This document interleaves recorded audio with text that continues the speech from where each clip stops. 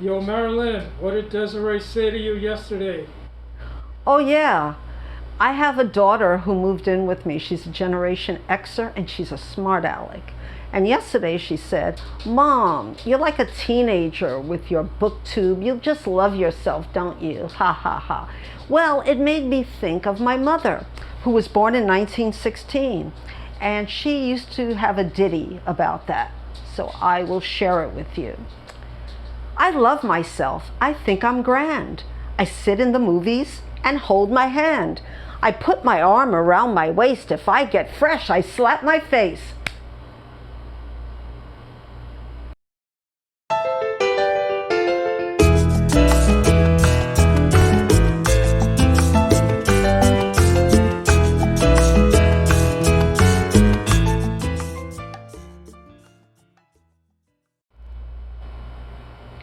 Aloha and welcome back to my channel.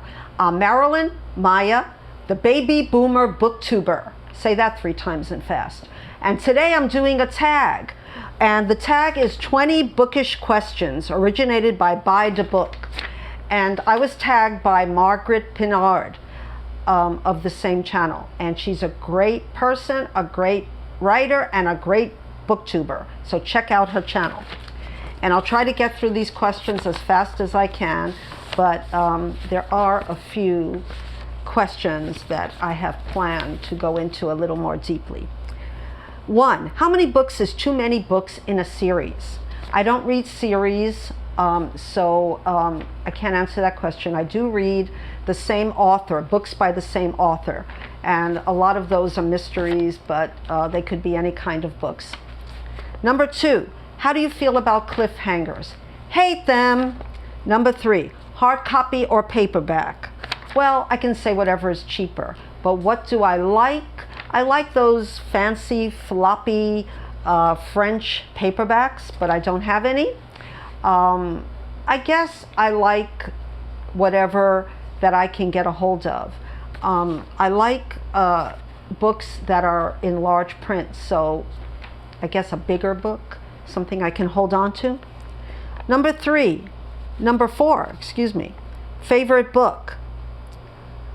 This was a hard one. I have 7 decades of reading, so I couldn't think of a favorite book, but I thought of certain books that made impressions, that made a great impression on me.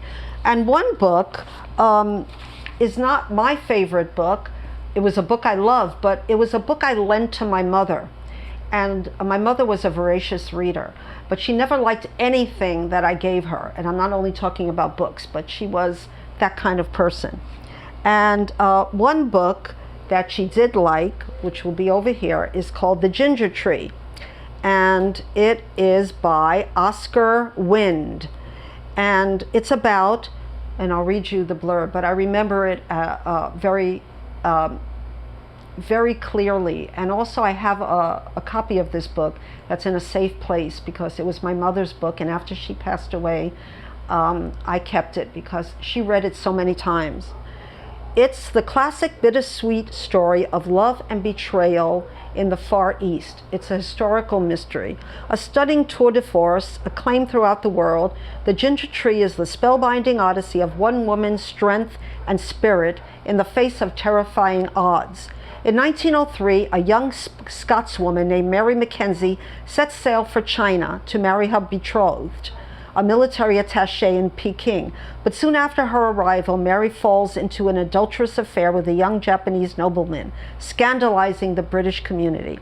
Casting her out of the European community, her compatriots tear her away from her small daughter. A woman abandoned and alone, Mary learns to survive over 40 tumultuous years in Asia, including 2 world wars and the cataclysmic Tokyo earthquake of 1923. It's a wonderful book. From beginning, when she's on the boat, I mean, I can remember it as clear as any book that I've read recently. And it was made into a PBS special. I don't think I read that.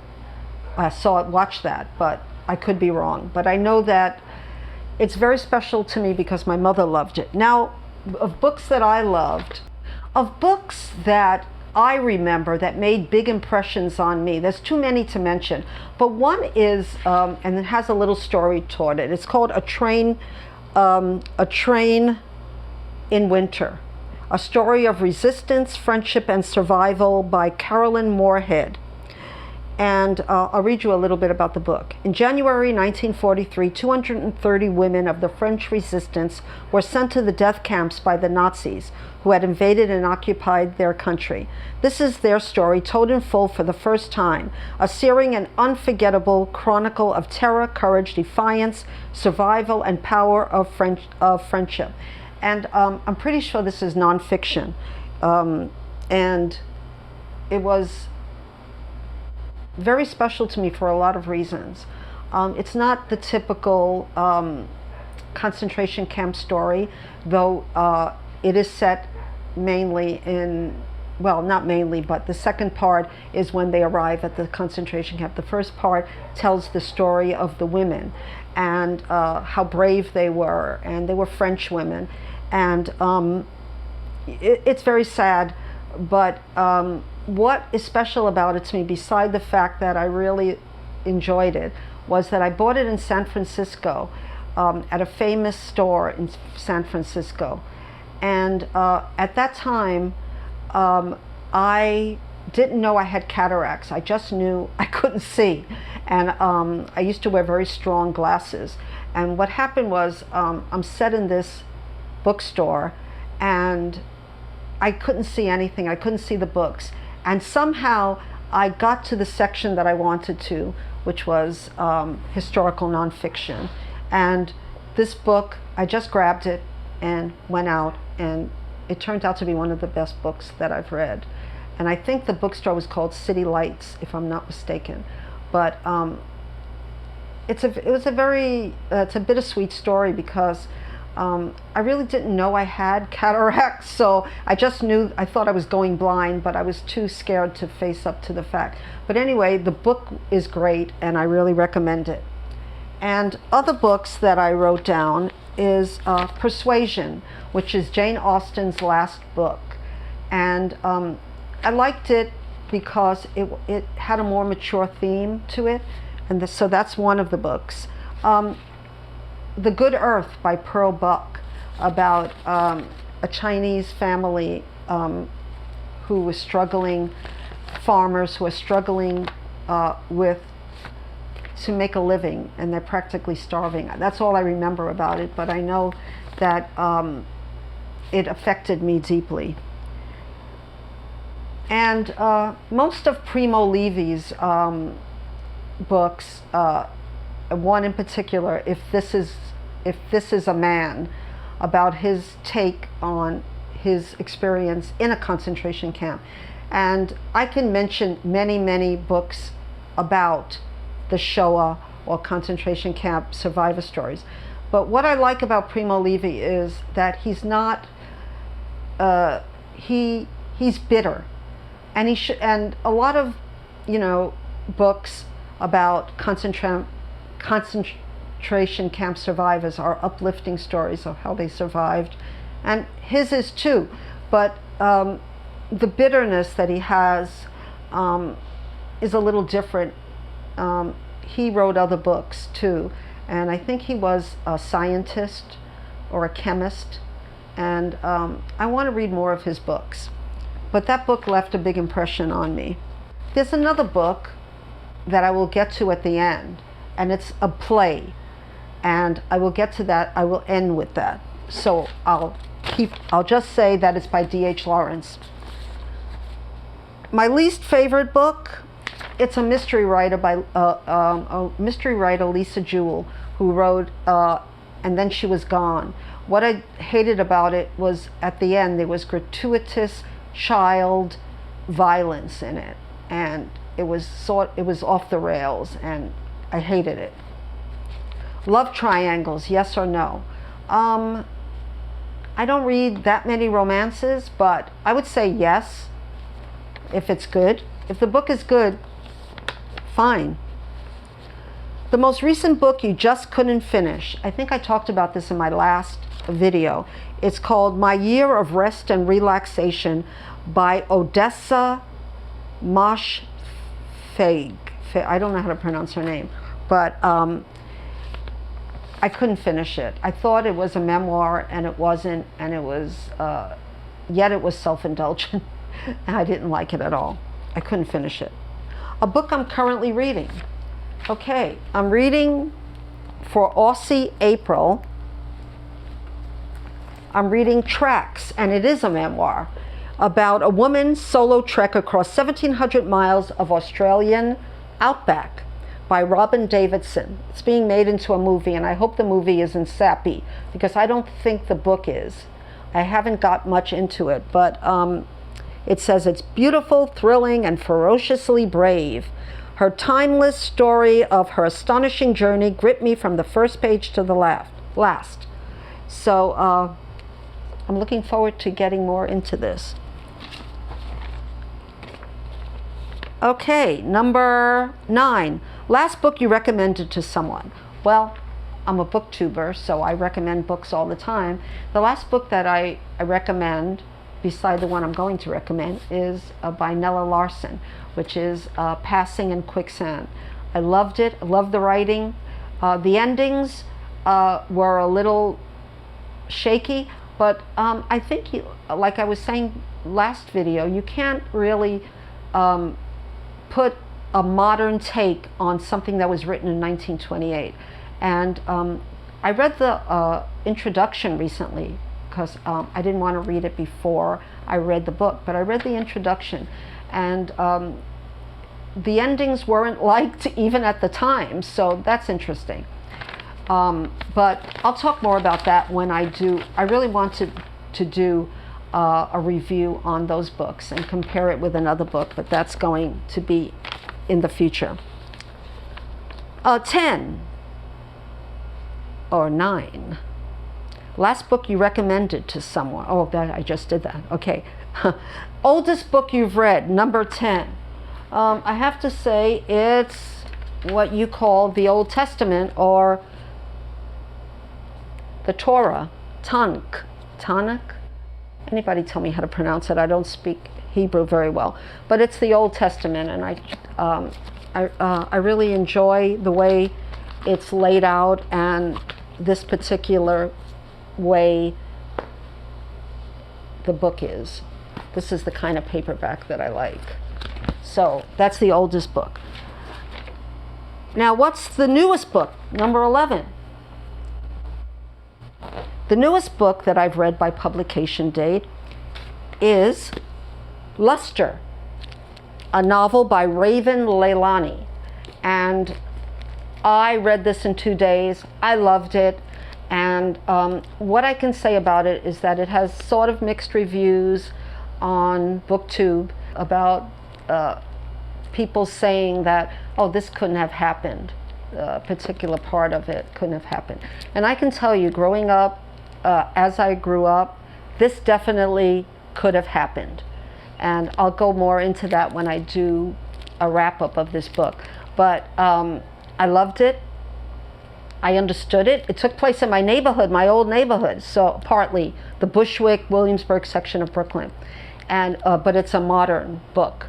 But yet, you know, the main character could have done all of these things because she was going through a lot of mental issues at the time. So, plus other reasons that I will go into later. But I love this book.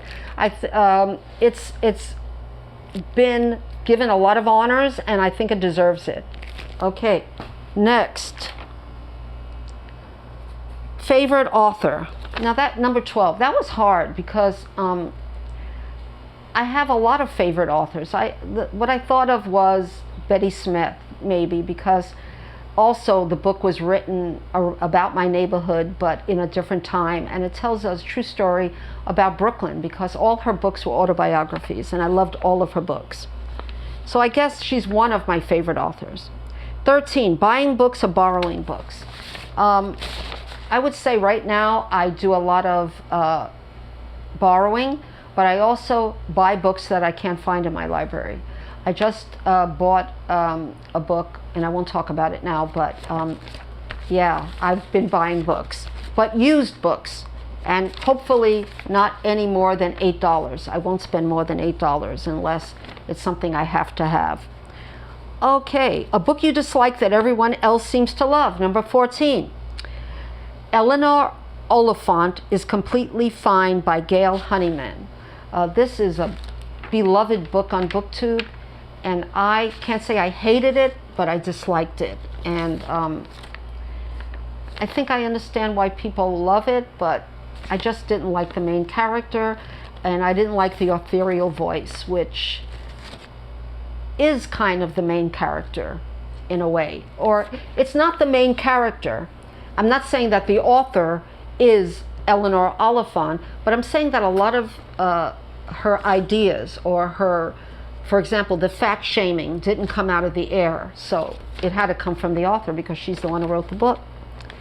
15, bookmarks or dog ears. I had an interesting answer to this. I remember the page.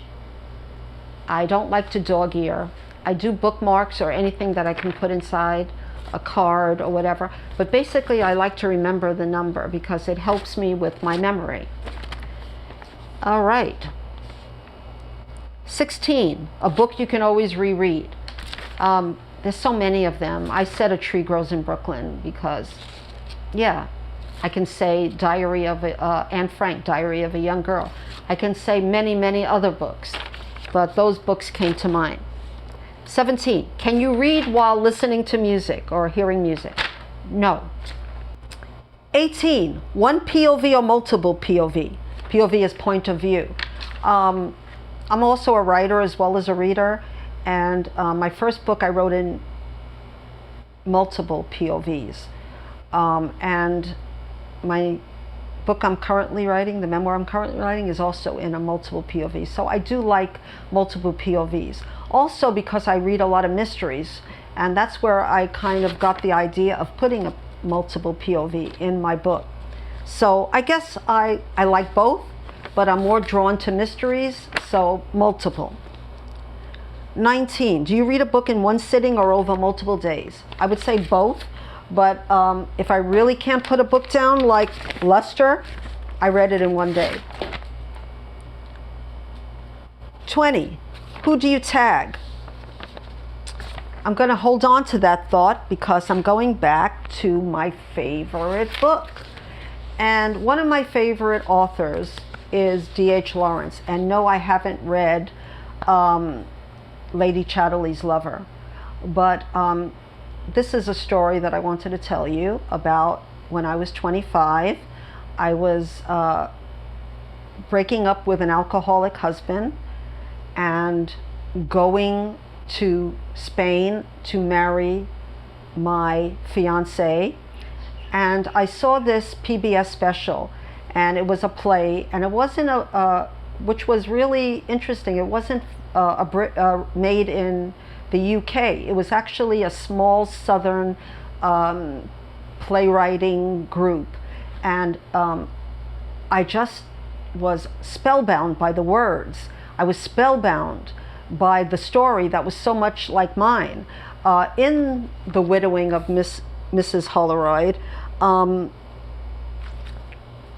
D.H. Lawrence's books are mostly autofiction, with the emphasis on the auto. And this tells the story of Mrs. Holroyd, whose husband is a coal miner. And he's crude, he's an alcoholic. He brings strange women into their home with their children, which he calls pretty bonnets. And it's almost like they're prostitutes, but they're on the cusp, so to speak. And my ex, who was an alcoholic, did bring women to my house at certain times in our 10-year marriage when I was going to divorce him. Anyway, he didn't die, my ex-husband. I don't think so anyway. But when I read this book, when I saw the play, I had to read everything I could about D.H. Lawrence.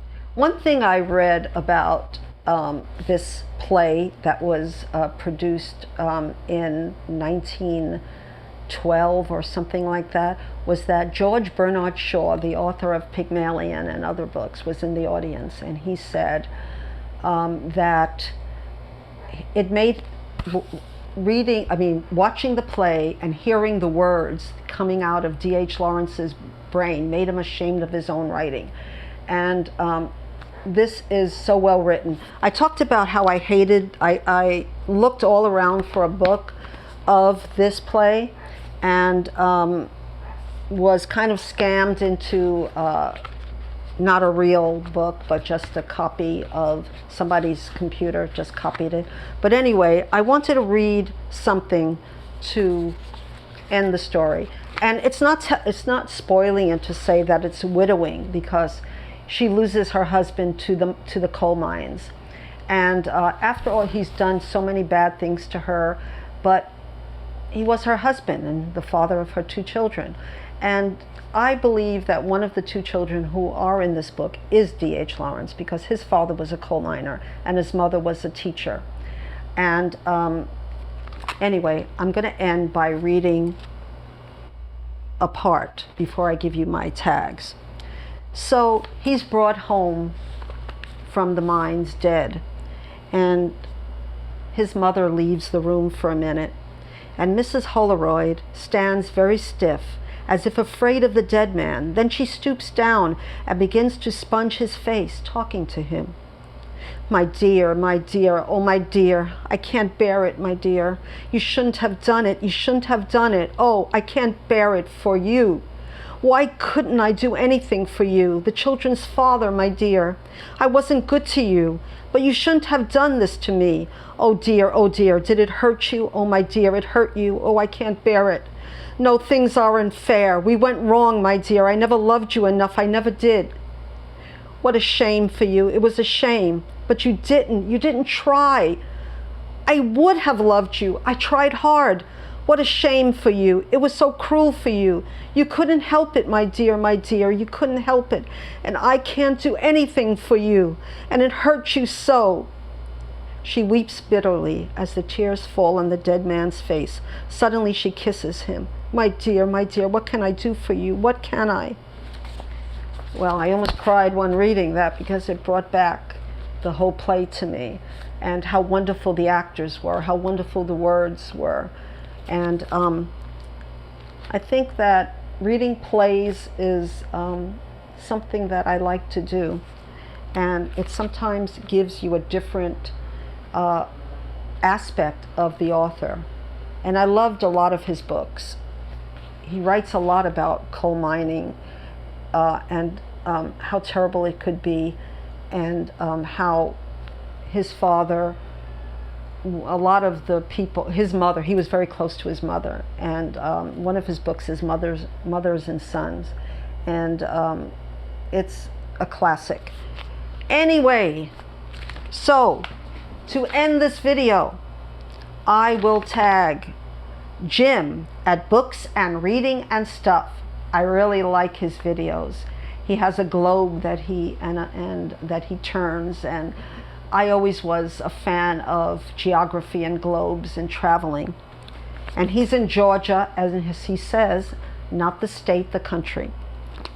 I'm going to tag Lil from Lil's Vintage World, because I want to know what her answers to these questions are. She does a lot of books that are out of print, that are being brought back to print, and books that I'm just beginning to love that I've never read, like Barbara Pym and other authors that, women authors who are just forgotten, and they shouldn't be. And then I'm going to end with Dina at Books Yada Yada. And she was away for a couple of months, and I'm so glad you're back, Dina. Anyway, I hope you like or enjoyed my answers to these questions. If you like my channel, please subscribe and hit the notification bell, and I will be back with more videos and more little ditties from 1916 and before. So, aloha.